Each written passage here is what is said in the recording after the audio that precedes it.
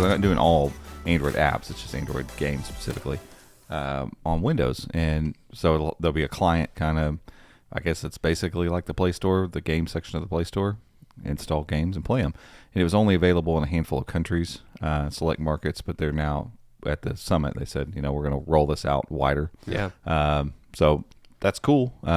There's, because to me, like, there's huge ramifications for gaming on Android gaming on both laptops and tablets and all that kind of stuff in this, because you can say what you want about who sells more devices. There are tons of PCs. Yeah. In the world. Oh, yeah. Absolutely. And most people, when they need I need a laptop for my kid or for whatever, they go to Best Buy and they're like, hey, I need a laptop that's, isn't horrible for $500. Like, here's this Chromebook. And they're like, I don't know what that is. I don't know what that is. So they show them. I'm not sure. I've heard about it, but I'm not sure. Because I bet if you go to Best Buy and you search Windows laptop and you filter between $400 and $600, there's probably 100 of them, if not more. There's plenty. So there's plenty of people buying laptops. And that's what people buy PCs. because it's what they know. Right. Yeah.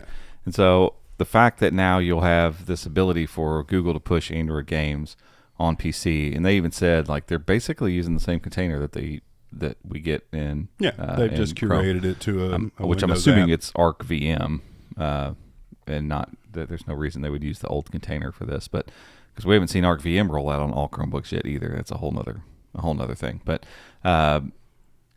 so, like, with this being the same container, you've got a lot of the same rules now that apply, and so game developers are not just incentivized to build better experiences for big screens or just for Chromebooks. Now you get a much larger market that just opens up because of this. And it's like, now you have a reason to really think through, should we add mouse and keyboard support? Should we, enable some of these things? Because now all of a sudden all Windows users are going to have the ability to natively run your game. Because that's the thing. We've talked about this forever. It's like Google has put the tools out there to make it just insanely simple for developers to get their stuff on larger screens and Chromebooks and stuff like that.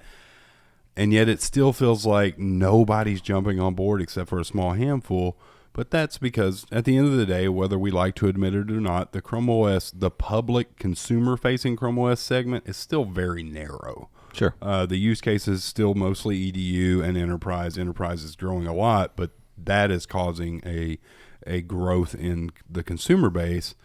But I think with Google already having the tools in place for developers to easily develop, port their games, whatever they need to do for larger screens, with Windows being available now, like you said, developers, if they don't take notice of this and say, hey, we really need to be pushing this, then they're totally missing the boat. And I just can't imagine them not looking this and saying, I mean, if I was a developer of an app, especially an app that had in-app purchases and stuff, I'd be over here like, let's go. A whole huge swath of users that you didn't have before. And so all of that will only equate to better stuff on Chromebooks. I mean, there's no downside here at all to me. Because once the game gets fixed for a larger screen and keyboard and mouse support, it's just going to work wherever. It'll carry over. Yeah.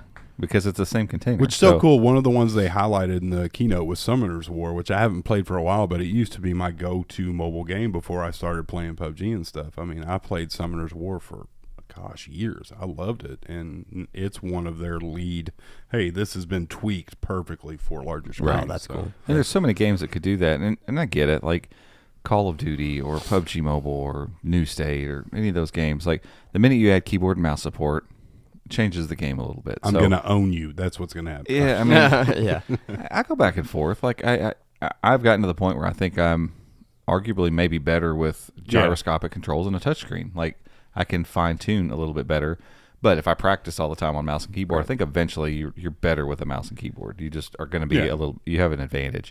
But if you have a large enough group of people that play that way, then you have a thing in the game that notices, hey, that these people get put in this room. No big deal. Like, because they did that with the regular PUBG on Stadia. PUBG. Yeah. There just were 8 people playing total, so it didn't really make any sense. It was great.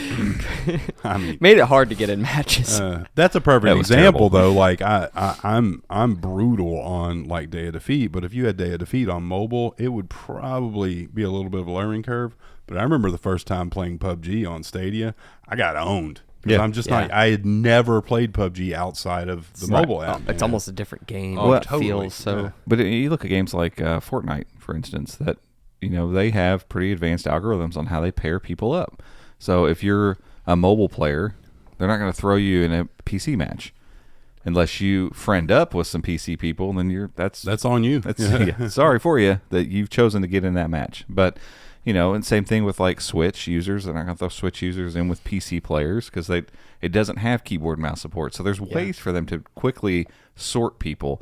You just need enough people to make it worth your while to have to do that as a developer. Right. And so far, that's just not been the case because there's not enough people that would pick up an Android game that have a keyboard and mouse attached. You only have the handful of Chrome OS users, basically, that makes up that group, and some tablet users here and there. But that obviously is probably going to change. Yeah. So, Yeah. it's all very good stuff. Yeah. And on that same note, like one of the other things they talked about, they kind of quickly glossed over in the keynote, is this thing that we've kind of been tracking, and other sites have been tracking it too, of keyboard mouse overlay for Android games on Chromebooks. And it's going to be exactly what it sounds like. It's like a way to map your keyboard and mouse to things on the screen. So if the developer doesn't add keyboard shortcuts and keyboard controls, you can add them yourself. Exactly. Which is something they kind of beta tested this with Stadia there for a little while. Is it like rolled out officially for Stadia on mobile now? Do they have the keyboard overlays?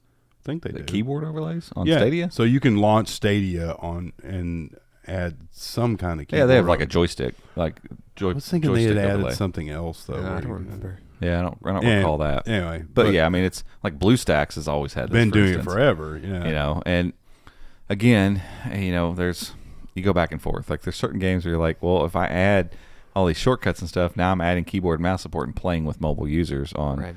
like PUBG Mobile. Is that fair? Like, I don't know how you deal with that. And maybe it's a thing where they allow the developer to say, if they're using this, cut Right. it. But that's the thing. Yeah. Like Chromebooks generally show up. Like if you launch PUBG, a lot of times it'll say, emulator detected. You're in a different server. So Right. the only way to play with other people is to play with other people that are playing on an emulator, which is not very many people. And so, Right. But on the flip side of that, though, I mean, there are a lot of battle royale games out there, shooters, stuff like that, and that's a big segment of gaming. But as far as mobile gaming goes, it's probably a lot more narrow than PC sure. gaming. Yeah. You think about what your average person sitting down at the coffee shop's playing on their mobile phone. They're playing what do they call those? Wordle. Candy Crush. No, like turn-based Yeah, games, turn-based like stuff. Summoner's Yeah. Wars of Turn. They're playing Candy Crush. They're playing things that there's really no advantage to what platform you're playing on. Sure. And most of those games are the ones that have in-app purchases where you buy loot or you buy this Yeah. or buy. That's where the big draw is going to be. That where these Interesting, big yeah, developers yeah. they need to look at this and say, there's zero reason for us to not do this, because they don't have to figure out all that back end stuff. Like, well, who's going to be playing against these people? It doesn't matter. because there's no advantage. Like a turn-based game has no advantage if I clicked with my mouse versus touch the screen. What do you do? It's my turn. I go. And I think that's probably the bigger emphasis with what they're doing here is to say, hey, there's Chromebooks without touchscreens, and these Android games are very hard to play when there's no keyboard mouse support. And so we want to give people this overlay to put it on there, so you can still play the games that you want to play, Right. And you have a way to interact with the screen, even though you don't have touch control. Yeah. That's probably where it's going. But let's be honest. I mean, I'm going to try it on PUBG. Yeah. The second I can. Might as well try. See what happens. Yeah. right now.